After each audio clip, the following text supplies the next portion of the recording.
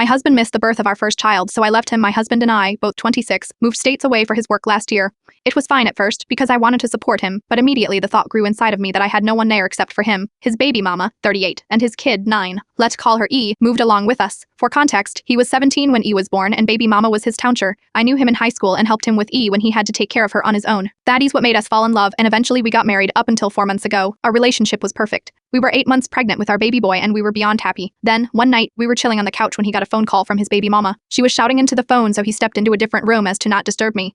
When he ended the call, I was met with a completely different side of him. You see, sometimes when my husband has to work and it's his turn to look after E, he leaves her with me. E and I bake together, do homework, watch movies, and have conversations about school. It never went beyond that, but somehow E told him that I'd been hitting her when he wasn't here, and he believed her. I understand why he instantly took her side, because she's his baby, and honestly I would too. But I kept telling him that I never laid a hand on E for the life of me. But he wasn't believing me.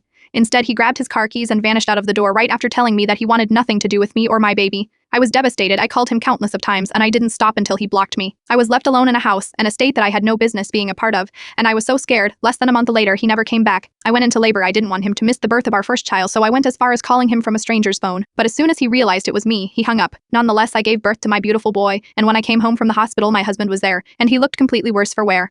Fraternally, he was informed by the hospital staff that the room we booked was paid for by my father, and he connected the dots. And when he refused to go check up on me, his daughter told him that she wanted to go see her new brother, and eventually confessed that she was lying just to get her the mommy and daddy back together. He apologized profusely and pleaded to see our son, but I couldn't handle it.